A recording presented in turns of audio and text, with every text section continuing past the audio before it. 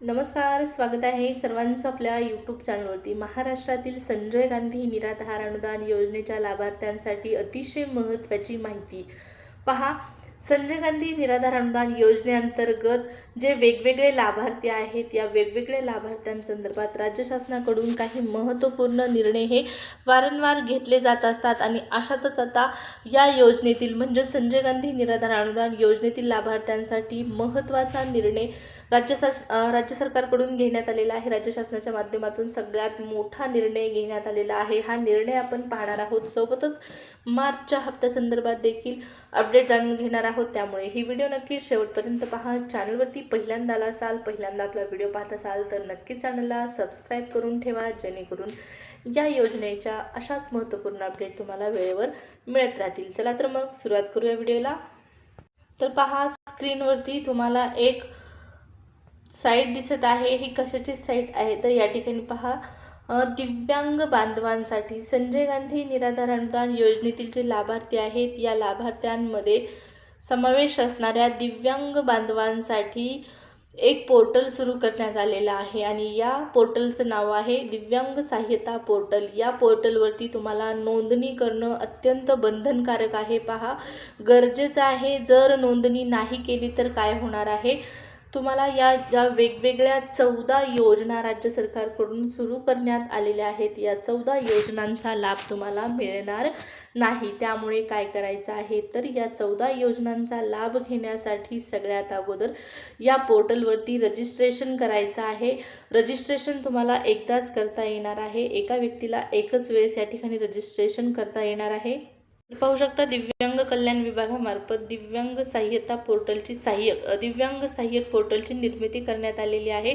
या पोर्टलच्या माध्यमातून वेगवेगळी योजना तुम्हाला थेट लाभ स्वरूपात मिळणार आहेत. नोंदणी दिव्यांग व्यक्तीसाठी एकदाच केली जाणार आहे. हा मुद्दा देखील लक्षात घ्यायचा आहे. त्यामुळे व्यवस्थितरित्या नोंदणी करायचं आहे. नोंदणी करण्यासाठी कोणकोणती कागदपत्र लागतात, वापरकर्ते दिव्यांग नागरिकांसाठी कल्याणकारी योजना कोणकोणत्या आहेत, कशा पद्धतीने अर्ज करायचे आहेत, याची सविस्तर माहिती तुम्हाला या पोर्टलवर उपलब्ध करून देण्यात आलेली आहे. त्याचबरोबर कोणत्या योजना आहेत, नोंदणीकृत संस्था किती आहेत यामध्ये, त्याचबरोबर UDID कार्ड धारक नोंदणीकृत किती आहेत यांची देखील संख्या इथं दिलेली आहे.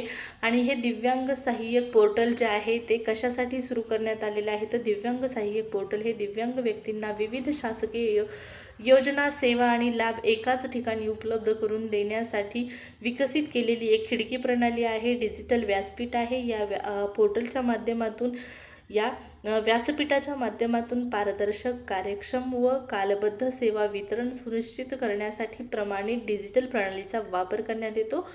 त्याचबरोबर मुख्य उद्देश दिव्यांगांना शासकीय कल्याणकारी सेवा ज्या आहेत त्या सुलभपणे एकाच ठिकाणी उपलब्ध करून देणे, त्याद्वारे त्यांचे सक्षमीकरण करणे हा या पोर्टलचा प्रमुख उद्देश असणार आहे. त्यामुळे लवकरात लवकर दिव्यांग बांधवांना महत्त्वाची सूचना आहे, या पोर्टलवरती नोंदणी करून घ्या. व्यवस्थितरित्या नोंदणी करा, जेणेकरून तुम्हाला या पोर्टलच्या माध्यमातून ज्या 14 योजना सांगण्यात आलेल्या आहेत, या 14 योजनांचा लाभ तुम्हाला मिळण्यास मदत होईल. या 14 योजना तुम्हाला लाभाच्या स्वरूपात राज्य सरकारच्या माध्यमातून उपलब्ध होतील. पहा, आता हे झालं दिव्यांग व्यक्तींसाठी, परंतु या योजनेमध्ये इतर देखील लाभार्थी आहेत. त्या लाभार्थ्यांमध्ये मग माझ्या विधवा महिला भगिनी असतील, त्याचबरोबर वृद्धपकाळ योजनेचे लाभार्थी असतील आणि श्रावणबाळ योजनेचे लाभार्थी, विधवा महिला, या सर्व लाभार्थ्यांसाठी आता मार्च महिन्याचे पैसे कधी तुमच्या खात्यामध्ये जमा होतील हा तुम्हाला पडलेला प्रश्न आहे. पण पहा, मार्च हप्त्यासंदर्भात सुरुवातीला माहिती मिळालेली होती की हा हप्ता लवकरच लाभार्थ्यांच्या खात्यामध्ये जमा करण्यात येणार आहे. परंतु आता फेब्रुवारी महिना संपलेला आहे जवळपास, आपण असं म्हणू शकतो. आणि तरी पण फेब्रुवारीच्या महिना एंडिंगलासुद्धा, मंथ एंडलासुद्धा मार्च हप्त्यासंदर्भात कोणतीही अपडेट आलेली नाही. त्यामुळे मार्च हप्ता नेमका कधी जमा होणार, 4 ते 5 तारखेला जमा होणार का, हे देखील आणखी निश्चित झालेलं नाही. 5 तारखेला हप्ता जर येत असेल तर खूप चांगली गोष्ट असणार आहे. परंतु सध्या अधिवेशन सुरू असल्याने या संदर्भात साशंकता निर्माण झालेली आहे. पाहू आता कधीपर्यंत हा हप्ता जमा होतो. जशी या हप्त्यासंदर्भात ऑफिशियल अपडेट मिळेल तशी ती तुमच्यापर्यंत नक्कीच व्हिडिओच्या माध्यमातून पोहोचवण्याचा मी प्रयत्न करेन. ही माहिती, हा व्हिडिओ आवडला असेल तर नक्कीच आपल्या चॅनलला सबस्क्राईब करून व्हिडिओला लाईक करू शकता. भेटूया पुढच्या व्हिडिओमध्ये. धन्यवाद.